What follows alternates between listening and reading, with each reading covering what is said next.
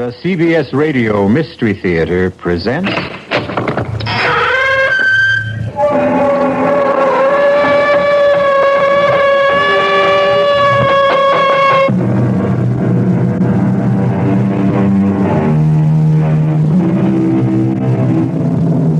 Come in.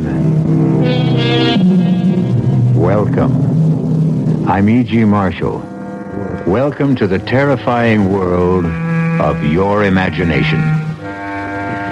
My story explores the dark, uncharted area of the human brain.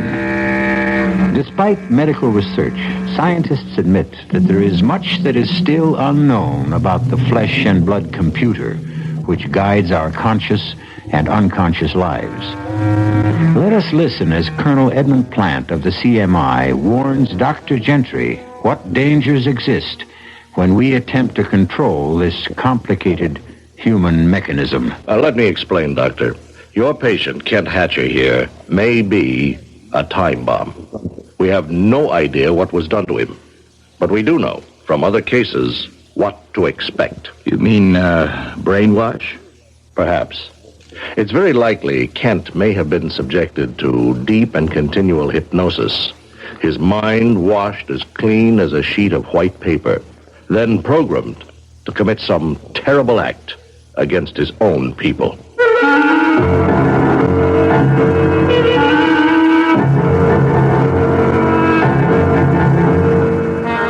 Our mystery drama, Prognosis Negative, was written especially for the Mystery Theater by Sidney Sloan and stars William Redfield and Bryna Rayburn.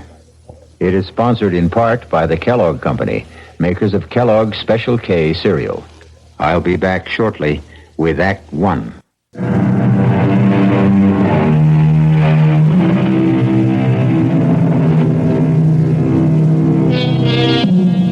Colonel Edmund Plant was on an unpleasant errand. As he walked into the big, dirty gray building, the military hospital for the insane, known to the brass as the Pit, he could think of many places he'd rather be. But this was a duty he had to perform, part of his job, and he wanted to get it over with as fast as possible. I hope this won't take too long, Dr. Gentry. No, not too long, Colonel Plant. All we need is your official identification. We've been able to identify him from his fingerprints, but the official rules call for your observation and signature. I know. Right this way. We've got him in a private room because of his condition. Yeah, here we are. Step inside, please. I'll speak to him. I don't know if he'll respond. Kent, can you hear me? Colonel Plant, your commanding officer, is here to see you. You want to talk to him? 6, 5, 3, listen to me. Listen to me. What does that mean? Well, we don't know. That's the only response we've been able to get from him. Kent, do you remember me? Kent. See? Look at his eyes. No focus. He doesn't hear you. He's in a world of his own. Kent Hatcher disappeared on a mission behind enemy lines 8 years ago. 2 months ago, he showed up in a prisoner exchange. We had believed him dead in action. After 7 years, he was declared officially dead. Well, does he have any relatives? A wife? Yeah, he had a wife. She's remarried. Moved away. Left the state, I believe. Anyone else, Colonel? No. So, here he is. Mindless, mutilated, tortured. No relatives, no friends. And his superiors embarrassed or annoyed that he's still alive. Now, I did not make the rules, nor did I persuade Kent Hatcher to take the mission. It was purely voluntary. I know. Well, what do we do now? Of course, we will do our best to bring him back. Mentally and physically? Both, if possible, but it is doubtful. He has an overstrained heart condition. It's quite serious. So permanent physical recovery is doubtful. Perhaps it's all for the good. You would rather that he die? Let me explain. Kent Hatcher may be a time bomb. We have no idea what was done to him, but we do know from other cases what to expect. You mean brainwash? Perhaps. It's very likely Kent may have been subjected to deep and continual hypnosis. His mind washed as clean as a sheet of white paper, and then programmed to commit some terrible act against his own people. 6, 5, 3. Listen to me. Listen to me. Doctor, I want this man kept under surveillance day and night. We cannot take any chances.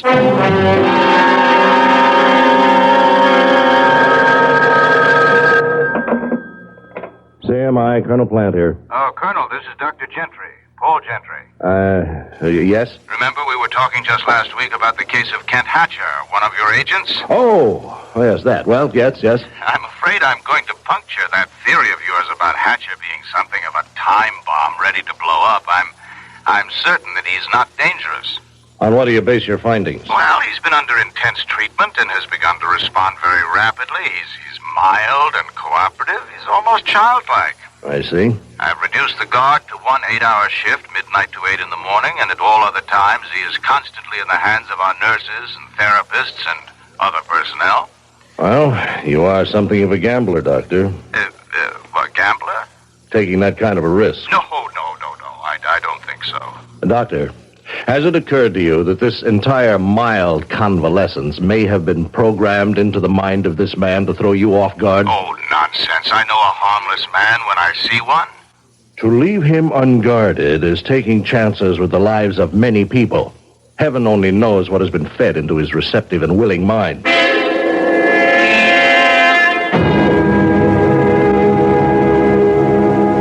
You know your name is Kent, don't you? Yes, Doctor. Do you know your full name? Can you remember? Yes. Kent Hatcher. Very good, very good. Now, how do you know that is your name? You told me. You had a life before you were brought here. You were married. Can you remember that? No, Doctor. You had a daughter, Mary. She was very ill. I don't remember. You loved her very much. When she died, you were heartbroken. Heartbroken? You don't recall anything? No. Oh, Doctor, I just wanted to remind you, you have a lecture today at the university. Oh, yes, that's right. Thank you, Evelyn. Look, I'm working with Hatcher. You know the case? I should know it. I've been transcribing all your notes. Well, I'm in the midst of giving him a series of perception tests, all very simple, just a matter of timing them. Yes, I know them, Doctor. You think you could finish them while I'm at the university? Well, yes, I guess I could, but... What? I'm just a bit afraid of him. I was in the office the last time you spoke with Colonel Platt. Now, look, if you don't want the assignment, I'll just get... No, I want it. As long as you say he's... Well, okay. Good. I'll expect you in 10 minutes.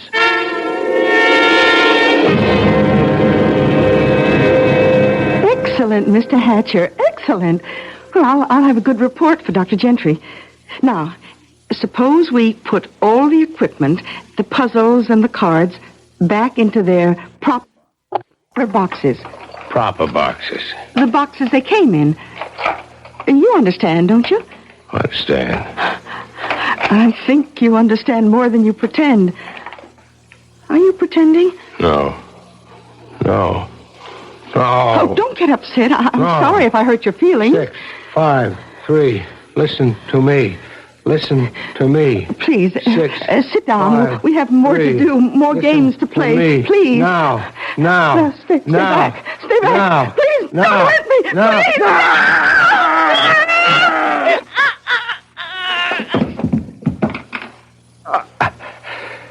6, 5, 3.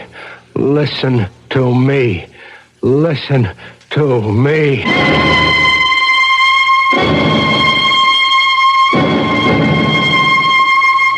I'm grateful to the officials who have given me this airtime to explain a very serious matter. I am or was Ken Hatcher's doctor, and I must add my warning to the hundreds of others you have read in your newspapers and heard over the air. Ken Hatcher is dangerous, frighteningly dangerous. Do not, under any circumstances, attempt to apprehend him yourself. Call the special numbers that have been set up for this purpose. Do not let his mild manner deceive you. He is a killer who will act without even the slightest provocation. The police have orders to shoot on sight.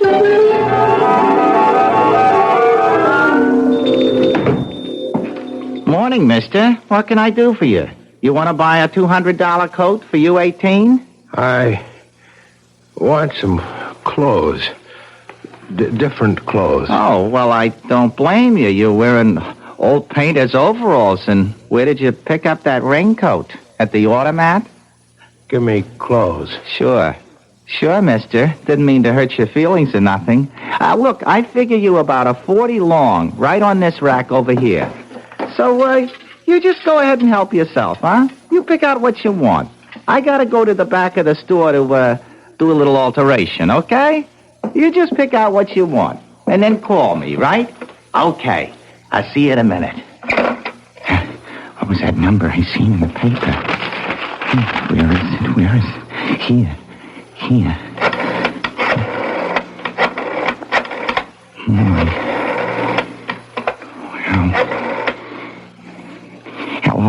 Hello, listen. He's right in my store. I recognize him in a picture in the paper. Also, I seen it 4 times on the news. I don't know how long I could get...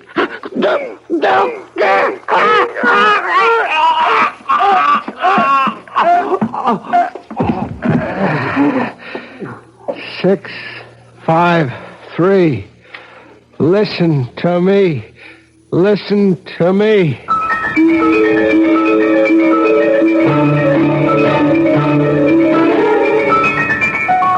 Now, the way I see it, Archie, the old girl's prime for the taking right now, with the right approach. It's the booze talking, Freddie girl. You ain't got a cent out of you, Mrs. Mowbray. And you ain't gonna because you ain't sharp enough to convince her. Look, Archie, you gotta work these big jobs slow. You rush them, you end up with an empty hand. Look, Freddie, that old tea leaves bit and the table knocking routine ain't gonna fool no one, not even your stupid Mrs. Mowbray, who wants to get in touch with the spirit of her dear dead departed. Hey, take the bottle and get in the other room. Might be a customer for a reading. This hour, 11:45? Yeah, it's probably some drunk. All the better. They give bigger fees. And no complaints. Now get out.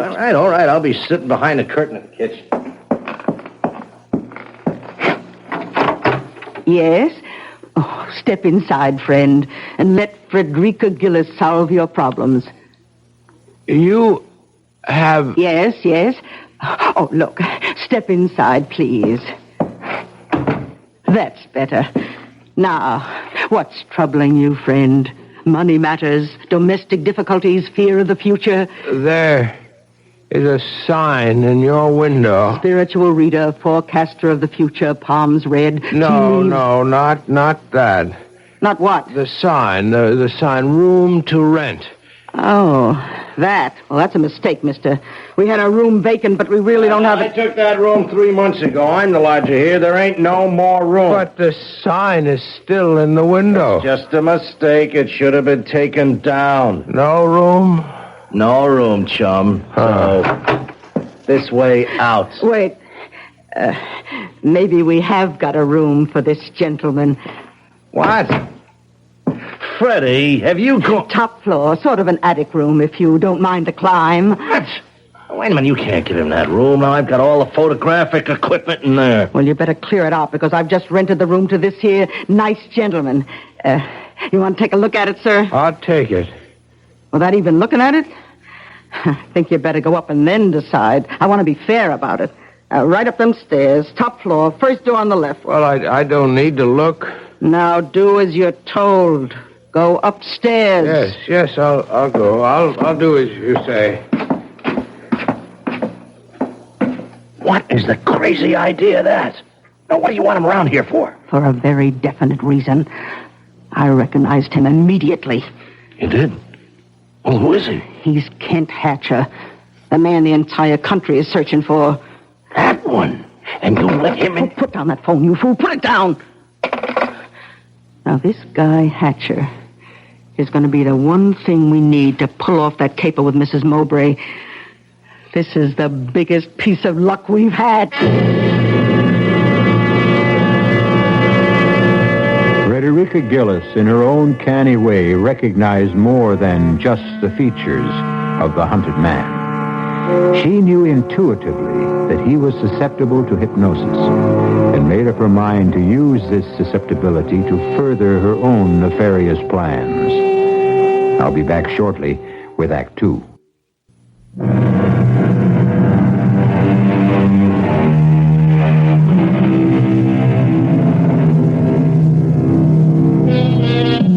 Several days have passed since Kent Hatcher, the hunted man, found refuge with Frederica Gillis and her accomplice Archie. She has not permitted him to leave the house, and, in fact, has been working to disguise his much-publicized, scarred face. That you, Archie? Right, Freddie girl. Come out here in the kitchen. I want you to see something. Coming. Well, Archie, how do you like him? Good. What a change you made in his appearance. You've even given him a new hairdo. Looks a lot different with the dye job. Takes years off his age, blackening it up like that. Wait till his beard grows out. That'll cover most of the scars. It's terrific. Well, Kent, how do you like your new look? I like it. Thank you. Only his name is not Kent, Archie. That had to be changed. His name is Mazumodar. What? He's going to be Mazumodar, the Indian mystic. He'll darken his face, let his beard grow out, and then with a fancy, what do you call them things they wrap around their heads? Turban. Turban, that's it. Oh, can't you just see him in a rich-looking robe with a turban on his head? Now, wait, well, what's on your mind, Freddie girl? Oh, you're not very quick, Archie. Now, look, what I have in mind is Mazumodar. Mazumodar, do you hear me? I hear you. What is your name? Tell me your name. I am Mazumodar. Now, I want you to go to your room, and you are to stay there until I call you. Repeat what I have told you. Go to my room and stay until you call me. Now, go. I go to my room and stay. That's amazing. It's amazing. He's behaving like a little lamb. Oh, I could sense right from the moment I laid eyes on him that he was an easy subject. Oh, we're going to give Mrs. Mowbray the greatest spirit show she's ever seen in her life. She'll hand us her money in a bushel basket.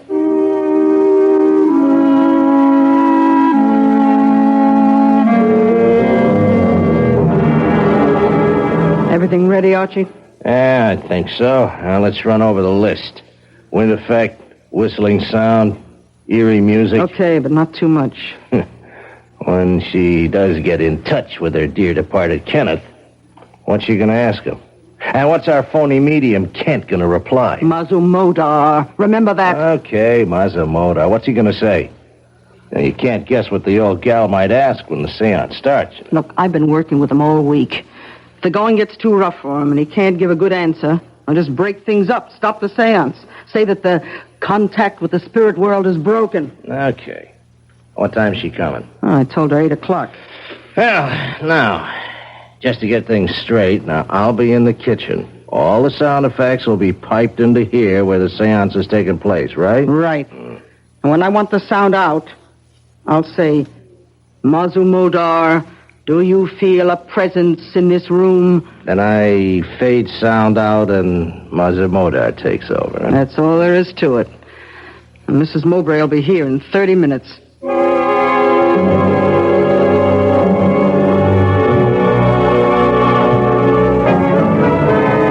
Mrs. Mowbray, this is the great Mazumodar. Oh, does he speak English? Oh, yes. I've asked him to conduct the seance in English. He's agreed, though he'd rather do it in his own language. Oh, I understand. Thank him for me. If he is able to reach out into the great void and bring my son, my dear son Kenneth, back to me, even for an instant. Mazumodar will do his best. I told him of your great sorrow, and he was sympathetic. Weren't you all-seeing one? I am sympathetic to the sorrows of a grieving mother. Oh, bless you. Bless you. Please help me. Let us begin. Sit here at this table, Mrs. Mowbray. Yes. You there. I will sit opposite you. The great Mazumodar will sit between us. Let the seance begin. What is this? Silence. Mazumodar must reach out into the spirit world. He is entering his trance. I call to you. I order you to come. Spirits, obey the command of Mazumodar.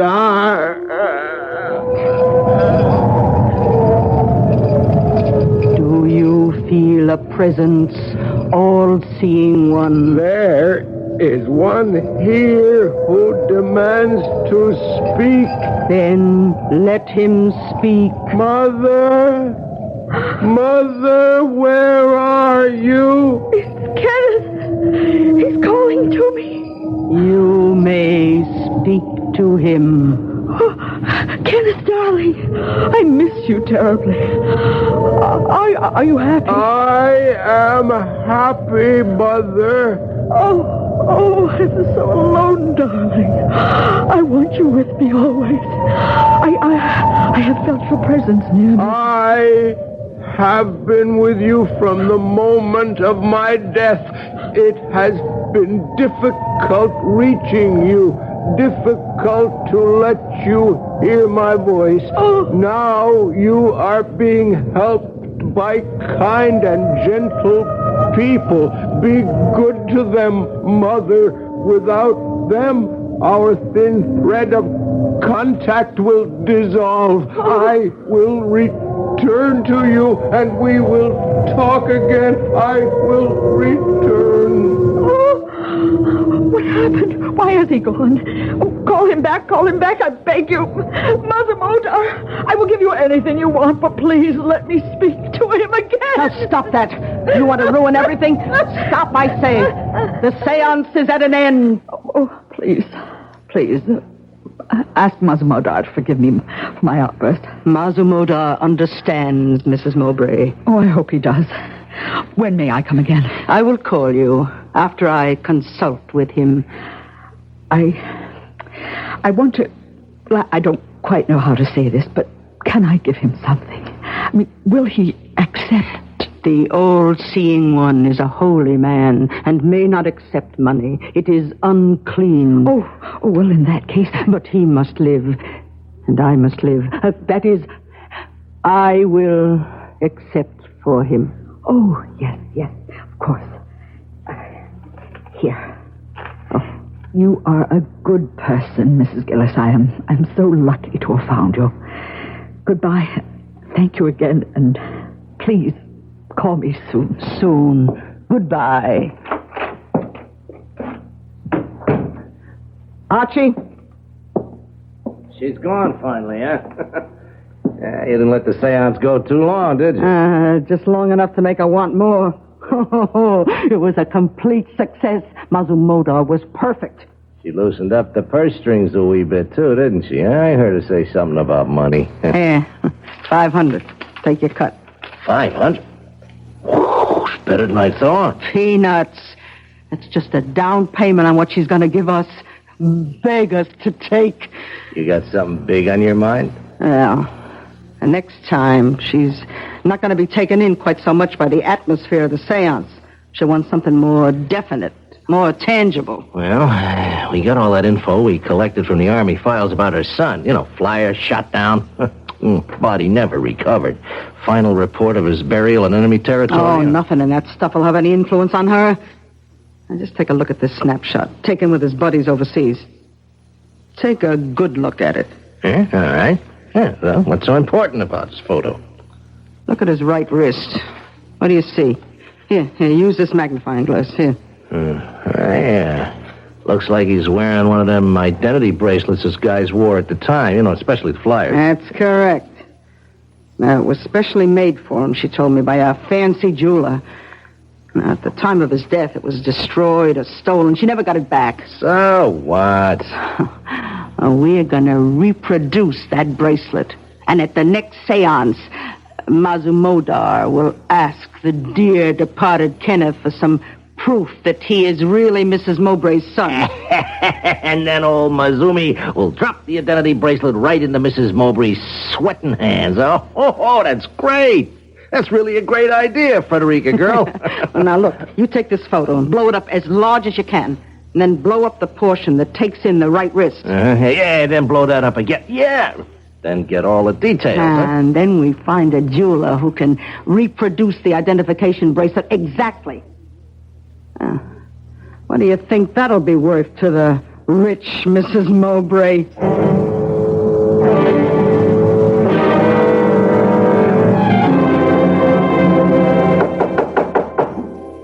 Now, open up, Kent. Now, will you be a good guy? Good guy, now open up the door, huh? Look, I gotta get in there, Kent. Now, I got all my photographic equipment in there. Well, thanks, old man. Hey, I'm sorry if I disturbed you. It will take me a minute. No. No. Wait a minute, Kent, or Matsumoto, whatever your name. Now, listen. No. Now, stop. Now, don't look at me like that. Frederica! No. Frederica, help! 6. No. 5. No. 3. Stop. Listen to me. Now, stop. Frederica! To me. Help!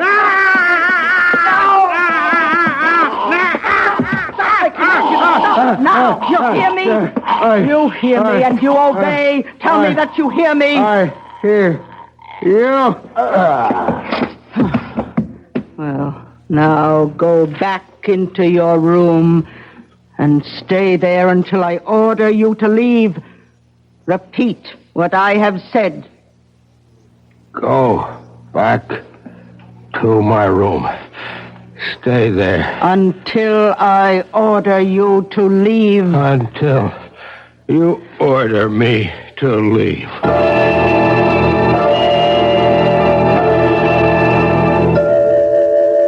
Feeling better, Archie? Well, my throat feels like a horse stepped out of something. We're playing with dynamite.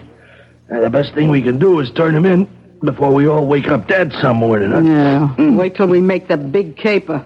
To the next seance. When we're able to drop the identification bracelet into the center of the table. Yeah, can we take the chance? Can we wait that long? Look, just go to work. Take your pictures.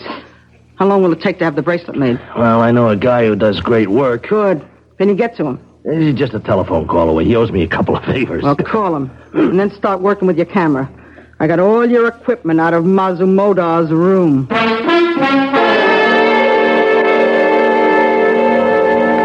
Here. Feast your eyes on that. Oh, the bracelet. You got it. Told you the jeweler was a friend, huh? Did it in 2 days. Now, ain't it beautiful? Let me see the photo. The blow-up you made. Here.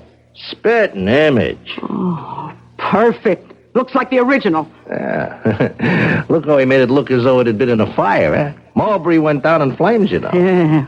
Oh, good touch. Makes it look authentic. Look, I'll call Mrs. Mowbray and set up the seance as soon as possible. Listen, there's one little fly in the ointment, Freddie girl. What? Maybe we ought to get a new medium to run the show, huh? What are you talking about? New medium? No. We've got to use Mazumoda. We've established him. Well, you got to unestablish him. He's gone. Gone? When? How? We'll just have to find him. Come on. He didn't have much money, so he couldn't have gone far. Well, wouldn't it be better to report the whole thing to the police? And throw away enough money to keep us in the good things for the rest of our life? Are you crazy? But now... No buts. Mazumoda is the key that will unlock Mrs. Mowbray's bank account. And we're not going to let that slip out of our hands.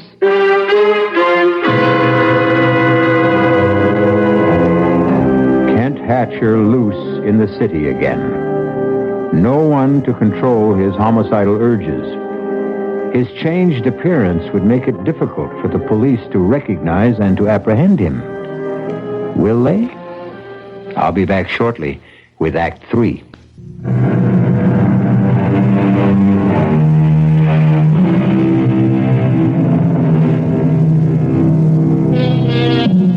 Two days have gone by since Kent Hatcher broke through the bonds of hypnotic suggestion and fled from the house of Frederica Gillis.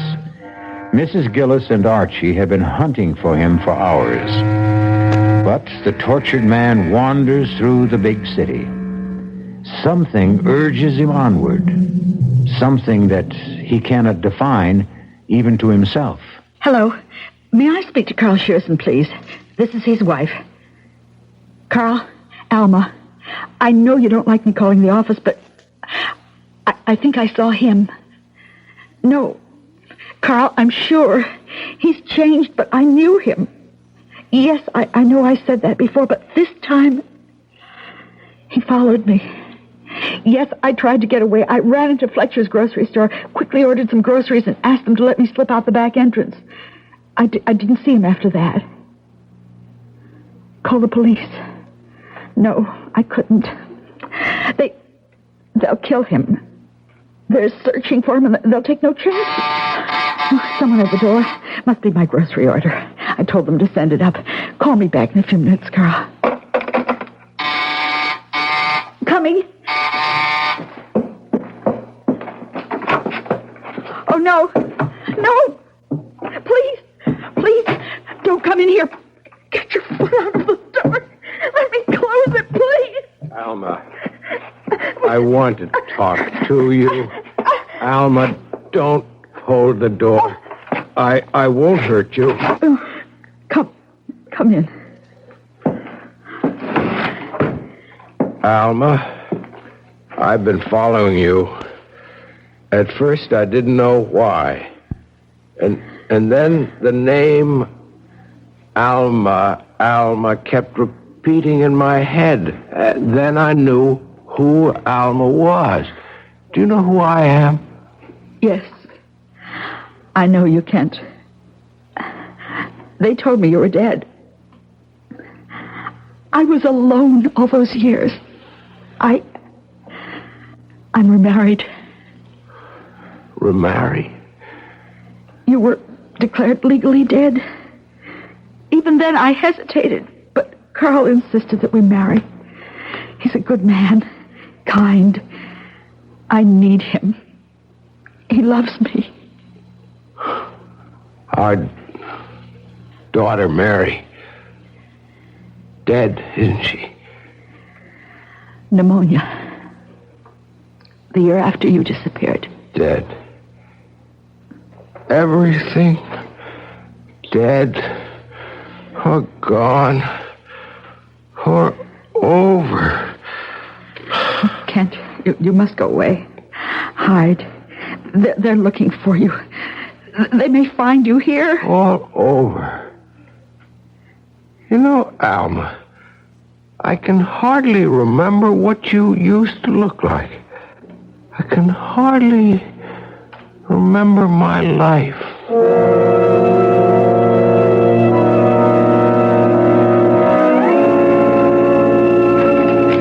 There's nothing here in the papers. Nothing on the radio or TV. All it says is, fugitive killer still at large. Seems he ran into his ex-missus and her new husband reported it to the police. Well, that means he's still in town. Yeah, worse luck. I wish he'd take off with the great open spaces. I hope we never see him again. What are you talking about, Archie? We need him. I'm hoping he'll come back here. Here? Yeah, where else can he go? He hasn't a cent. He knows he's safe here. Question is, Freddie, are we? I can control him, and we need him. I've stalled Mrs. Mowbray twice. I can't keep doing it without her losing interest. If he walked in that door today, we could schedule the seance for tonight, and Clear out of here, Archie. That's a client wants a reading. I'll go in the kitchen. All right. Call me if you want. Yeah. You, Mazumoto. Oh, come in. Archie, come here. What is it? What? Why, it's him. What? He was right. He did come back. Mazumoto, listen to me. Listen. You are to go to your room. Go to my room. You will change your street clothes to Mazumoto's robe and turban. Do you understand? I understand. Now, go to your room. I go to my room. It's amazing. That's truly amazing. You got him like a monkey on a string. I told you I could control him. You gonna pull it off tonight? Why should we wait? As soon as we get our money, we'll get rid of him, turn him in. Right, it's my sentiments exactly. Now, he is too hot to handle. The sooner the cops get him, the better. Hand me the phone.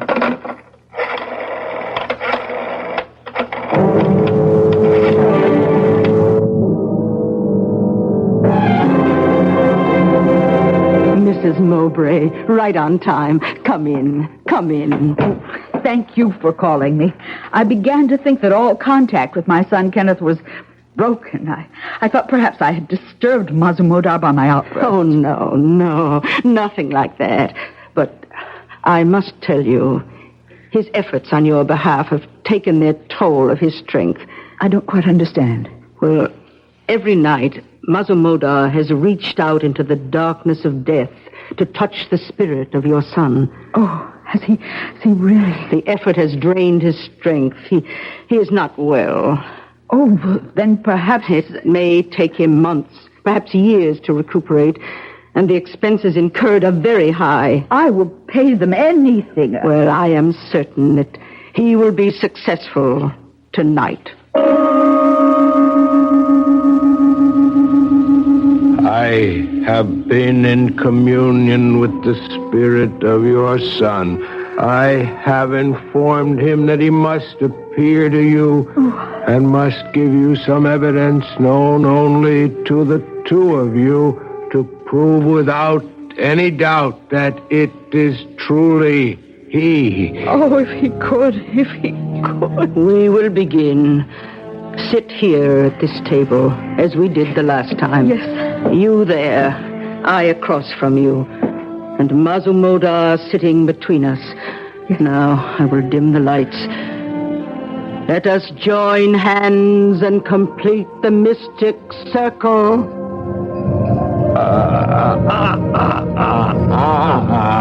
Oh, Mazumodar, do you feel a presence? I feel there is one here who has traveled a long way.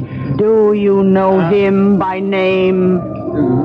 This is not simple. He is trying. He is trying to... Mazumodar, are you all right? Can you continue? I can continue. I must. The spirit is here in our midst. He wants to speak. Let him speak. Mother, I call out to you across the long reaches of infinity. Oh, Kenneth! I have spoken several times to this holy man who has made it possible to be near you. Yes, Kenneth. He has informed me that I must give you substantial proof of my presence here. What should it be? Oh, anything. I believe it is really you. No, I will give you proof of my love for you, dear mother. Do you remember your loving gift to me? What gift? Shortly before I left to go overseas on my last furlough home. The bracelet. The identification bracelet. Yes. It was never found, never returned to me. I wanted that more than anything else. I knew that, and I return it to you now. It's his bracelet. Oh, my son. Lights, let us turn on the lights. The seance is over. Oh, my dear son. Oh, how could you all been to me to bring back this bracelet? Oh, this is all I have left of him. Oh, thank you, Mazumodar. How can I ever adequately thank you? I am sympathetic to the grief of a lonely mother. Mother Bodar, he's fallen. Quick, help me. Help me lift him. Archie, come in here quickly. What is it? Hey, what's happened? Mother Bodar has fainted, collapsed. Here, help me. Here. I'll get him under the right arm now. And then you get him. Wait a minute. It's no use. Just leave him there. Leave him? He's dead.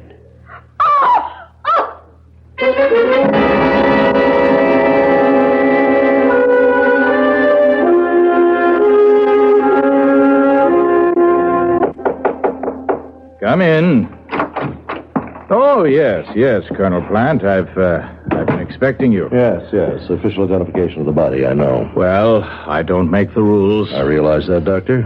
Let's get on with it. I have another appointment. Very well. If you'll come this way. After you, Colonel. We, keep the bodies here prior to identification. Of course. Right this way, please. And here we are, number 31416. Do you identify this man, Colonel Plant? I do. His name was Kent Hatcher. His serial number... No, that won't be necessary, Colonel. It's all here on this form. May I have your signature, please? Yes, of course. There you are. Thank you. Is that all? No, that's all that's required officially, Colonel. But do you mind if I ask you a question? Yes, go ahead. That business with the identification bracelet? Oh, it was a fake, a reproduction. Mrs. Gillis' accomplice, Archie, had it made from a photograph. We got all that in their confessions. They had made it look as though the dead son, Kenneth, had sent the bracelet to his mother from the great beyond? Mm-hmm. Yes, it's a common trick played by people of this type to bilk naive women. However, there was one aspect of the matter that has not been satisfactorily explained. You mean about the inscription on the inside of the identification band? To my son, forever and ever, Mother. Doctor, there was no way they could have known what that was, or whether there was even an inscription. In some mysterious way, that engraving appeared on the inner face of the silver bracelet. How? We shall never know.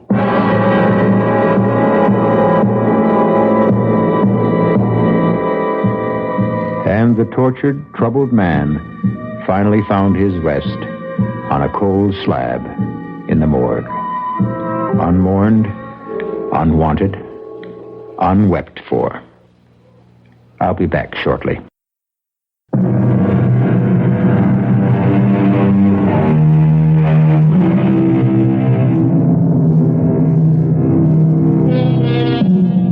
So we've had a look at the terrifying results of tampering with the human brain. All the experts agreed pretty much on the methods that had been used, but not one had an answer for Kent Hatcher's mysterious extrasensory knowledge of the inscription on the inside of the bracelet. That he took to his grave. Our cast included William Redfield, Bryna Rayburn, Mason Adams, Earl Hammond, and Martha Greenhouse. The entire production was under the direction of Hyman Brown. And now, a preview of our next tale. You see this writing? Yes? It is the runic alphabet. It represents an ancient death curse. And those figures on it? The date of your death. Oh, that's ridiculous. It has earned the reputation of being one of the most powerful of all the ancient spells.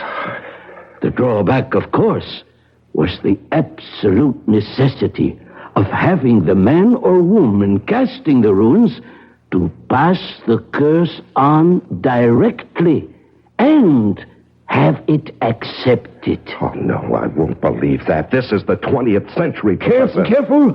Lose this paper and you lose your only chance.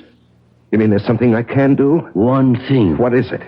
Pass the curse to someone else. Radio Mystery Theater was sponsored in part by Anheuser-Busch Incorporated, brewers of Budweiser.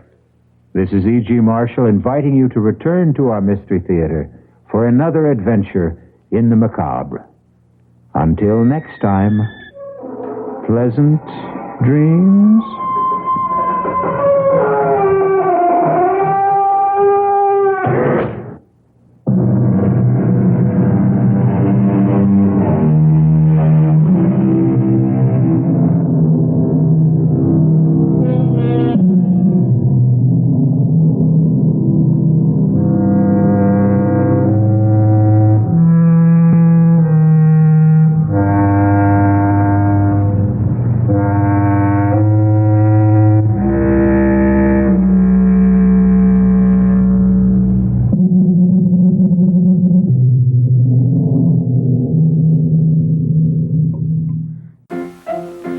Let's all go to the lobby. Let's all go to the lobby. Let's all go to the lobby to get ourselves a treat.